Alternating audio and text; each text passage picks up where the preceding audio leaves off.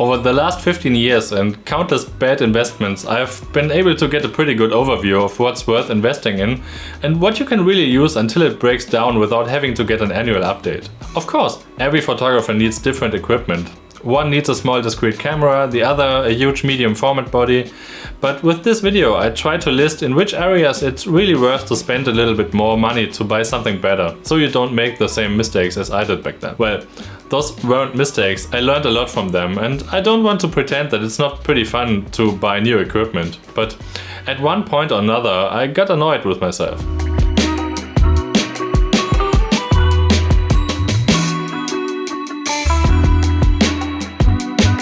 But before I start with the video, the channel has grown quite a bit in the last few weeks. Thanks for all the new subscriptions. If you're not a subscriber yet, feel free to subscribe to this channel. This is mainly about documentary photography and my work as a video producer.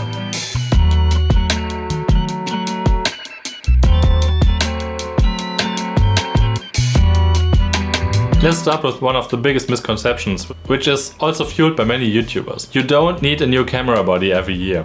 Shocking, I know. In my opinion, any professional camera made after 2011 is more than capable enough to shoot assignments. Video capabilities, however, have increased a lot in recent years, and if you want to take photos and videos at the same time, it's still worth buying a newer mirrorless camera.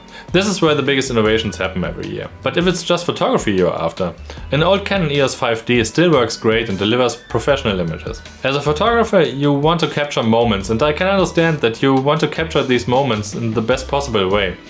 But the ads with megapixels and dynamic range often make us more stressed than necessary. And every time the gas sets in, I remember that the photos I just saw in exhibition that impressed me so much were shot on some camera dinosaur from 2009, and that is just because of my lack of skills that I don't take such good photos. So where is it worth spending more money? Don't worry, there are still more than enough things to invest your hard-earned money in.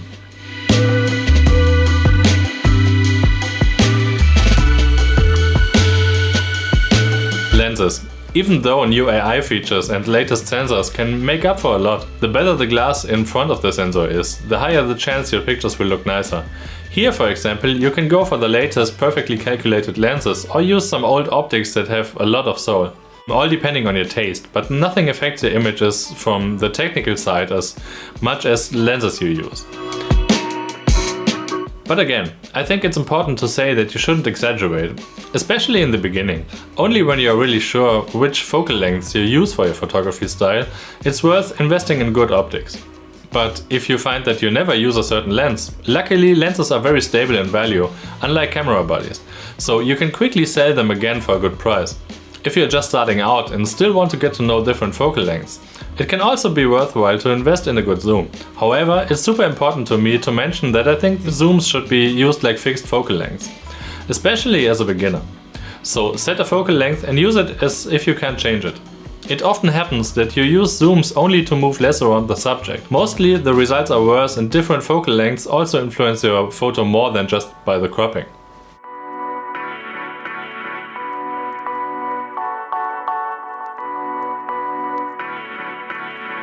Educational resources.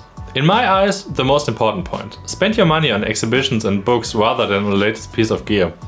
I found my most important skills and my own style by studying the work of my favorite photographers and other artists, and by trying to gather as much information about them as possible. Photo books are especially valuable because you can learn a lot about storytelling there, and you can get a lot of inspiration for developing your own projects. Knowledge is a topic that is talked about way too little because you can't simply buy it and because it takes a lot of work. Educate yourself and look away from social media to see what's happening in the photography and in the art world. Spoiler, this is also much more fun than comparing megapixels and dynamic range.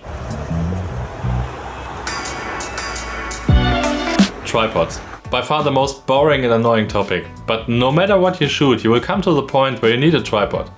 A good tripod is easy to set up, doesn't weigh too much, or extremely much if you need a video tripod, and is made of quality components that will handle being set up and taken down thousands of times. Trust me when I say that a bad tripod sits unused at home most of the time because it's so unfun to work with. In this case, it's worth buying a good used tripod rather than a new one.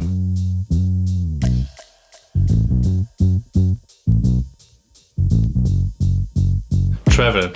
That sounds awfully privileged and like a rich kid, but the next time before you plan to sink 2,000 euros for a camera body, ask yourself if a trip with a special photo project in mind isn't much more valuable. And no, you don't need the latest camera to make it happen. The content is so much more important than the codec. The experiences and new impressions you will gain are so much more valuable than having the best camera. You don't necessarily have to travel, for example. As a food or product photographer, you can invest in test shoots and studio rentals to expand your portfolio or simply buy time for your project with a few days off. Print. Start printing your work every now and then and find the right paper for you. I print out many of my images for the Gallery Kunst 100 and it teaches me so much more about my own work and its impact each time than looking at everything on a computer. This may sound cheesy, but you will be surprised how much a series comes to life when you print it out. For arranging, it can also make sense to print out the photos in poor quality on a simple printer at home, lay them side by side and let them work on you.